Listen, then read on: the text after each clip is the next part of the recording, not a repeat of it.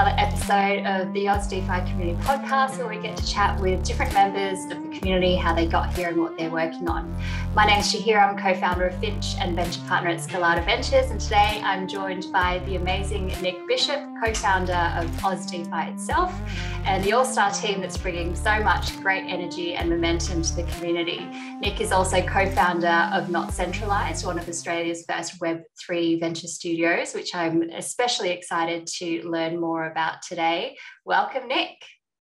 Hello, great to be here, thanks.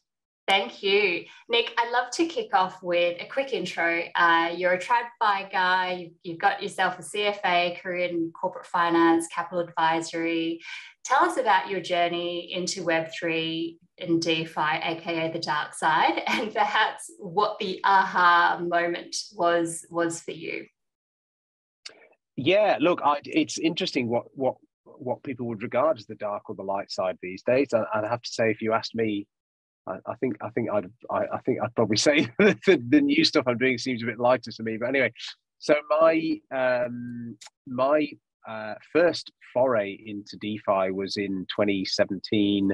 I was part of a team managing some large global debt funds. They were actually listed 1940 Act funds in the US. And that means that they are technically companies, but the company is really a shell wrapped around an investment fund, and they're listed on the US exchanges. So they're like LICs here in Australia, or LICs. Now, I was part of the management team there, and I was asked by the board to write a paper on Bitcoin because the board were interested to think about, well, does Bitcoin / any other coin present a threat to traditional fixed income markets or traditional debt markets, traditional currency markets? Because if so, we absolutely need to be aware of that as a board, who's presiding over a long-term debt fund. So I did that. I wrote the paper. I had to sort of dive around and do a bunch of research on proof of work blockchains and on that sort of cryptographic proof process, which was really interesting. I also set up it was pathetic, but I set up my little laptop in the hotel because the board meetings were down in Miami. Complete waste of shareholders' money, but whatever. I was happy to go on the trip. So I set my laptop up in my hotel room in Miami just to do a bit of mining for Bitcoin for a day, just to use the power there. Obviously, with the pathetic lack of hash power from a little MacBook Air, I think it was at the time. Nothing was happening, but it was really interesting, and I got to monitor like how I was progressing through different kind of attempts at block validation, and obviously all those attempts failed. But that was really interesting, and I did find this whole what was a bit of an aha moment to me, I think, was this completely borderless lack of a single. Almost the lack of a single central bank, if you see what I mean. So, what is the central bank of Bitcoin and what is the central bank of lots of cryptocurrencies? It's a computer program, really. It's a protocol, which I thought was really genuinely fascinating. Programmatic supply constraints, preordained halving. I just thought it was really interesting from that perspective. But I was very cynical on the idea of, well, what can this really be worth? Because that's only really a product of how big is the ecosystem or what's using it. So I was a very, very interested, but admittedly cynical TradFi guy. One of the young investment analysts in my team had some Bitcoin at the time. I think he had 2 Bitcoin at the time, and this was in late 2017. And I remember looking at the parabolic price chart action. If anyone can remember that, it really was classic parabolic price action up to like 24,000 US or something like that. And I remember saying to him, dude, you've got 50,000 US worth of Bitcoin there.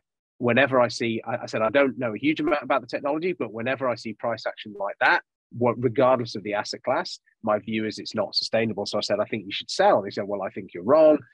So for a while there, I was feeling quite smug because obviously then we had in 2018, we had a very, very significant price collapse. And so, I thought that I was some kind of savant at that point, but obviously that proved to be not the case. And in any event, to me, it's not about the valuation; it's more about the technology, and it's more about what white space or what genuinely new things can you do with this technology that you just couldn't do before? So that's why I find it really interesting. Anyway, so from that point, 2017 on, the next time that we were more intimately involved was in 2020, when my capital advisory business was doing a capital raise for an NFT project, a 3D fashion garment NFT project.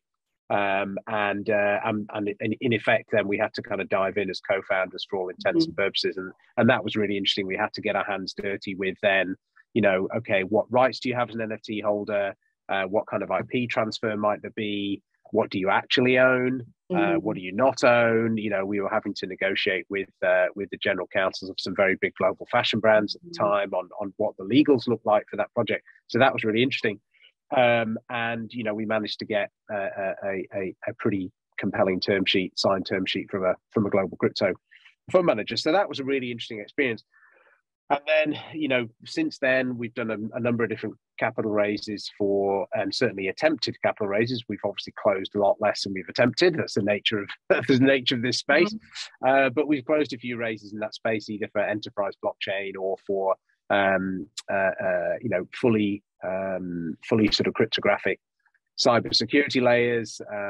And then obviously there's all the really interesting work with Aus DeFi and NotCentralised as well. So and look, and I think we're probably one of the few advisory groups that's been paid 100% in crypto for an advisory mandate, and it wasn't a major currency either. It was in synthetic, so it was it wasn't like we just paid in stables or something. It was a proper sort of a proper more degen DeFi sort of currency. Anyway, so that's a little bit of me and my background. Yeah, fantastic.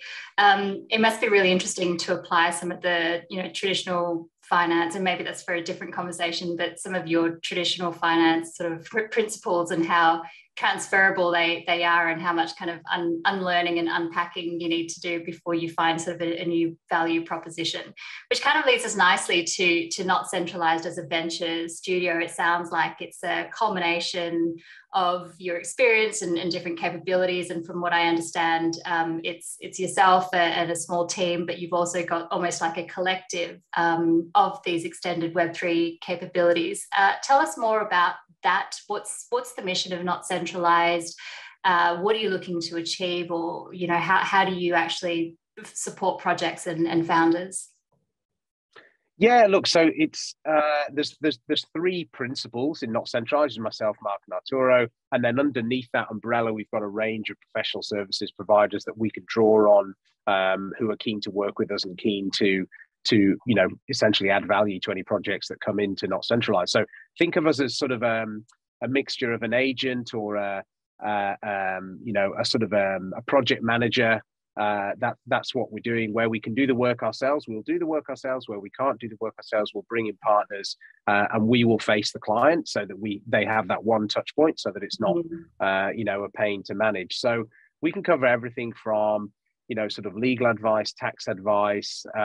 We can have a look at tokenomics. We can have a look at if people need contract resources for development, either blockchain devs or UX UI, kind of full stack dev resource we can source from our partner networks.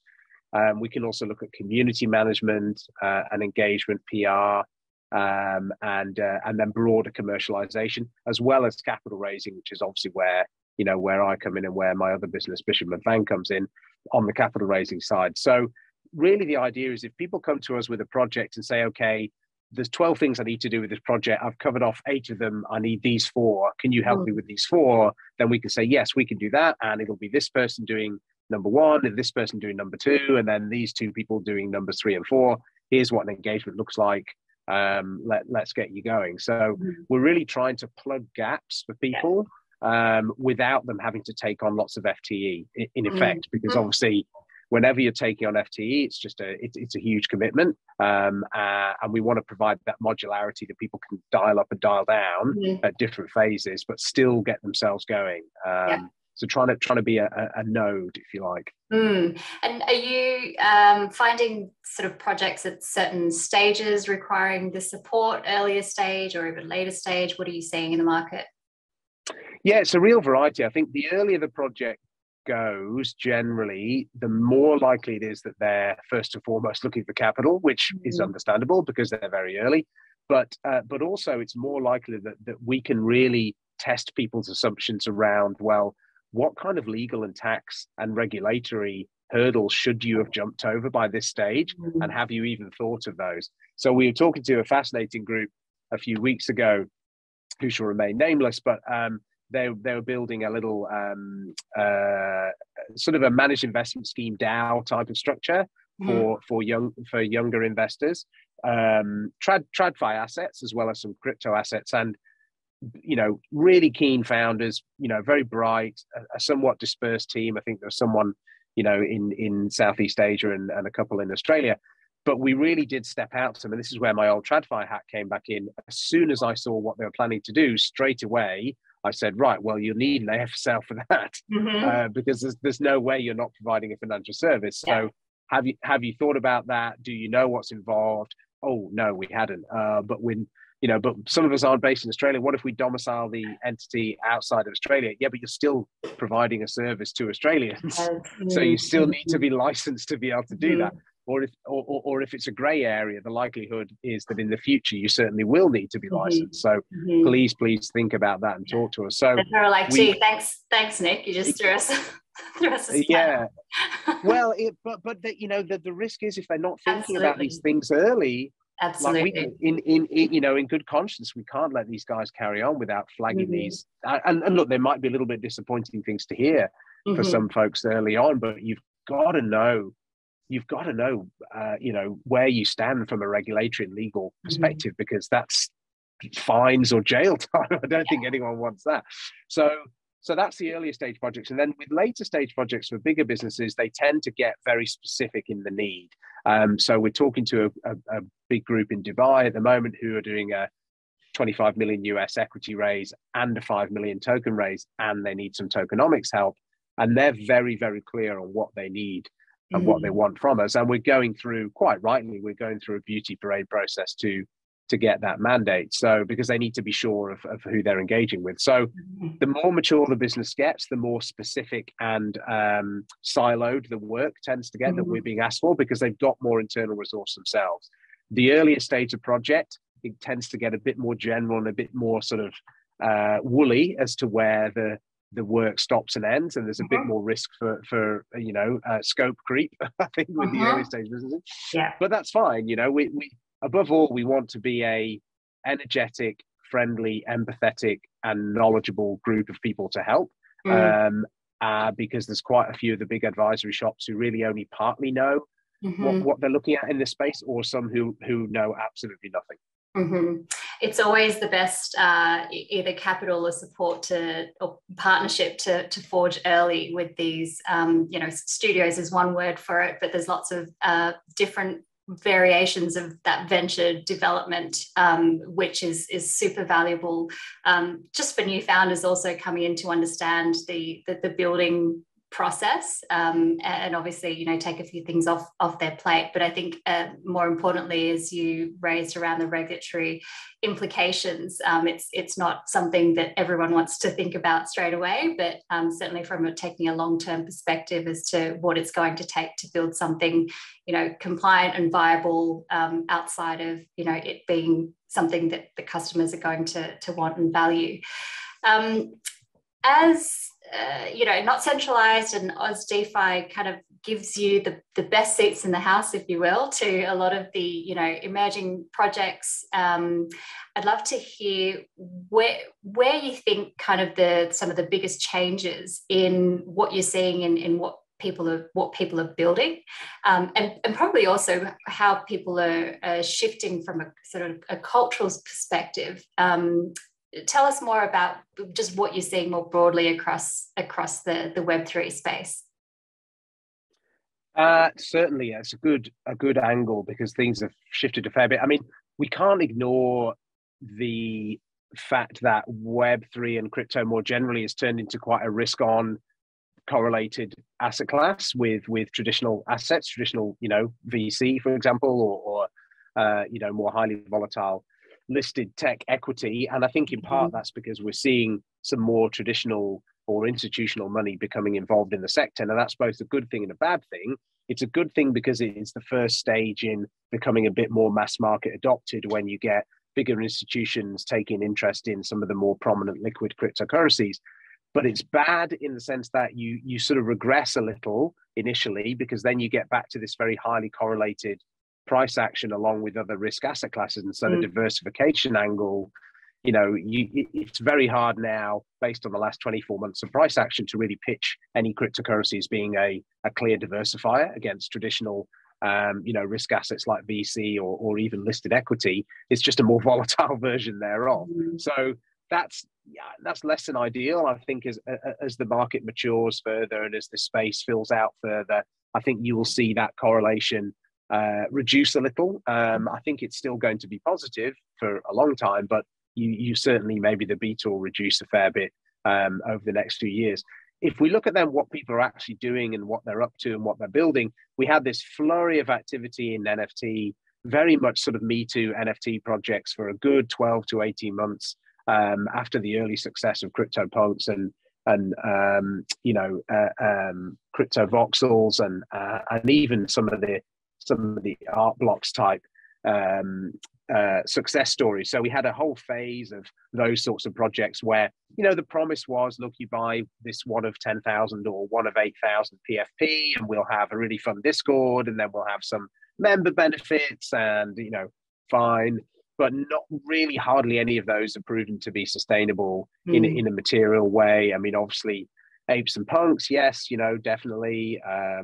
Doodles, there's definitely exceptions that prove that rule. But I think the vast majority of these projects, despite all the best efforts of founders and all the best efforts of the artists involved, the community builders involved,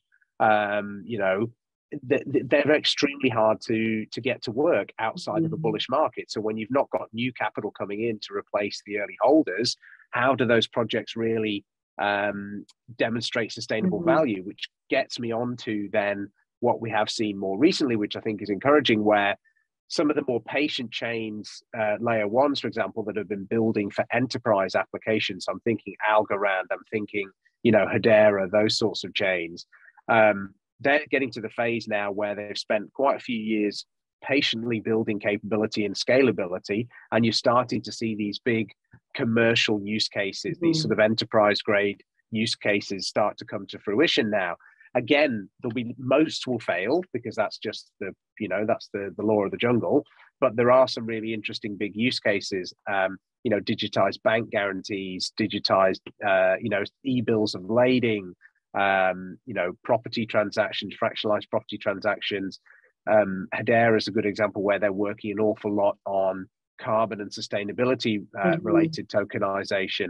And so once we start seeing more of these use cases where Web2 companies and TradFi entities look at them and go, oh, I understand that now. Okay, I didn't get why people were paying $2 million for pictures of a punk, but I do get the idea that if I can fractionalize real estate and unlock some liquidity from an illiquid asset class, yeah, that's really interesting. Tell me more. So we're getting to that point now where some of the great client we've got who's going through a raise at the moment, where it's a drive to earn app that encourages safer driving, and you earn rewards, and those on the roadmap, those rewards ultimately will be tokenized. It's a little bit like Sweatcoin. It's not quite like Steppen. It's more like Sweatcoin than Steppen, but so they're really good examples where you can see a social benefit. They're already seeing improved driver safety on the app from the people who are involved in it. So the more tangible real world examples, the more commerce starts crossing over into a Web 2.5 hybrid, then the more the adoption curve keeps getting pushed out, I think.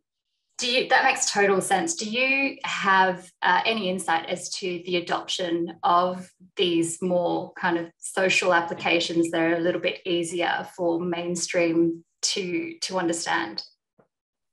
I think it comes down to a couple of things, really. I think the analogy I use all the time, which is getting a bit tired now for anyone that knows me, but I'll use it again anyway.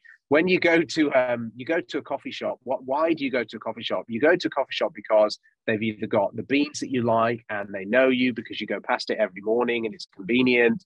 They do a funky little heart on the top that you really like, blah, blah. You don't go into the coffee shop and say, oh, guys, what electricity do you use in your machine?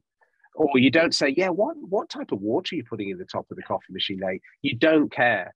So what you want is the end result. You want the experience, which is a nice coffee. So I use that analogy because really, as soon as consumers are thinking about their end experience and what they get out of the product, and they're less talking about, oh wow, here's a new layer one, then you're getting a lot closer to that point where consumers can engage with this ecosystem more effectively. And the client I just mentioned is a good example where they've built a really nice mobile app, works on iOS and Android. You'd have no idea that there is a chain underneath there somewhere. Absolutely no idea.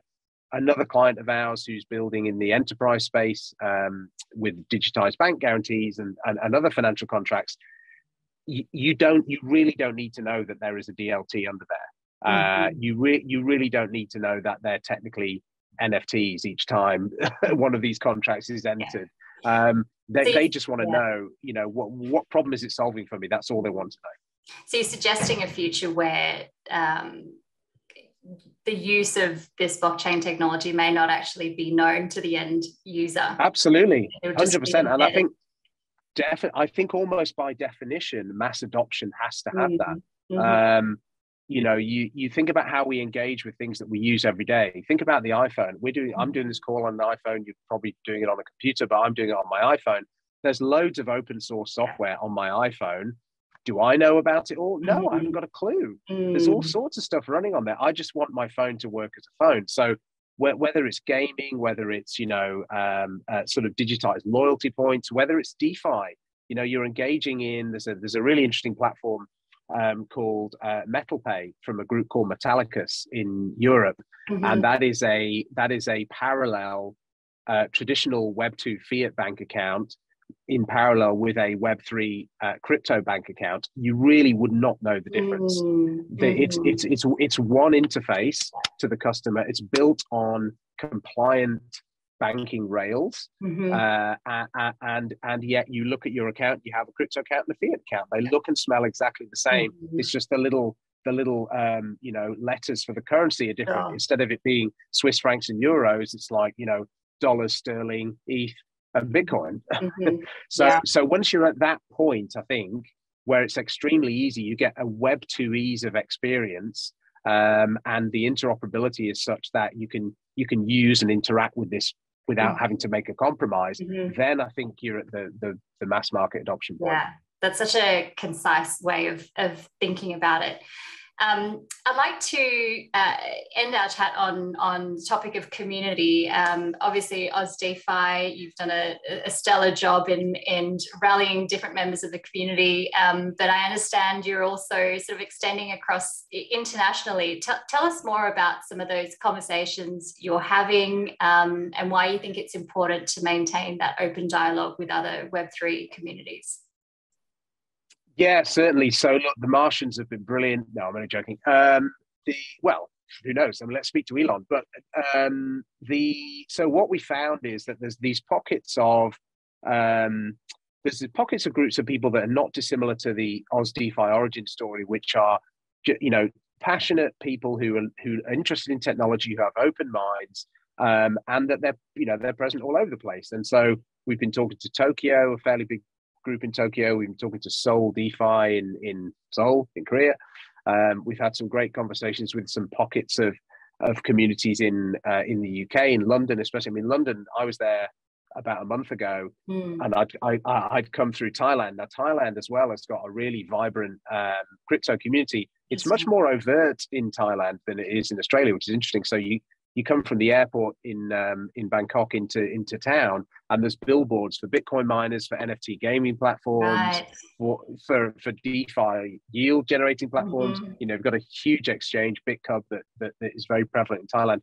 But then also in London, you've got these pockets of developers, pockets of very big VCs, traditional VCs, 40, 50-year-old VCs who've now stood up dedicated Web3 strategies and seeded them, with 200 million quid or 150 million euros, things like that. Now, if that was in Australia, that would be a huge Web3 fund, massive. But they're really just tiny sleeves off the back of these really big, storied 50-year-old VC firms. So tapping into those pockets has been quite interesting, and cross-referencing, different people a lot of people still haven't traveled overseas since COVID. And so being able to talk with people in different countries is quite liberating. So yeah, I think in an ideal world, we would kind of graft these little pockets of people all around the world, and we'd have Planetary DeFi Association, which I think that web address was still available. Oh no, I think we might have bought it now, actually. So anyone who's listening to this, don't go and front run us, please. But I think we've bought it now. But yeah, so that's just a really, really interesting conversation. Be able to compare and contrast, speak to different funds, speak to different founders. That's where the value for me is in the hearing different stories and comparing, contrasting data points from around the world with what we'd see here in Australia. Yeah. Is there anything that stands out as being, different, like vastly different or vastly similar? I think similar is that the biggest institutions are moving very slowly and still need a huge amount of education and hand-holding, which sounds really, really patronizing. But I mean that in they're all busy. They're established big institutions and they've been doing things the same way for decades. So of course they need, that's not meant to be disparaging or patronizing. It's just a fact. I think what is different though, you do have, certainly what I found in London and even in Thailand, you've got some very, very active, dedicated Web3 street sleeves in VC firms that have really been given a remit to do their own thing. They're not being in any way constrained or held back by a single IC that sits over the top of them. They're really being liberated to go and plow their own furrow. And that work has been given to young, technologically savvy, either former builders or still current builders have been given that remit to go and run with that and go and explore and go really early. As much as we love Australia, there are, yes, there are some big VCs who are in Web3, not many. And in general, in Australian VC, I think we tend to be not as risk tolerant in the early stage of a business as maybe you'd see in Europe or the US. It is what it is. And that's why I think we'll continue to see European, US, and Asian VCs on cap tables for the bigger Web3 plays that come out of Australia. But for a global asset class, then maybe that's a good thing anyway. Wonderful, thank you for that. Final question, Nick, as a community guy, what does community mean to you? Yeah, community for me means energy. So I'm a fairly natural extrovert, so I do get energized after we do our in real life events. I absolutely love them to bits. It's my favorite part of the month, and they're all circled on the calendar. I really look forward to them. And I think that's what Mark Arturo and I get a huge kick out of, is just being out there, flying by the seat of your pants, talking to people, entertaining, cracking jokes, being a little bit degen, a bit rude, a bit cheeky. Is really energizing. Yeah, but it's just super fun. And so I don't really think I've grown up since I was 21. And I do, for community in this space, means that I can bring my real self to work and I can bring my real self to these events. Whereas in my old TradFi lens, that was a tempered me. It was a closeted inverted commas me that I brought to work. It wasn't the real me. Whereas in this community, I can bring the real me to work, to events, and to podcasts like this. It's beautiful. It's time and time again, I hear how Web3 allows us to be our authentic selves and fully show up. And I think it's such an important aspect of self-discovery and also the source of even better energy and inspiration and ideas. So kudos to you for your efforts around the Aus DeFi community. Thank you so much for joining me today. Hope everyone enjoyed this episode. We'll catch you next time. Thanks, Nick. Thank you so much. Thank you. See you later.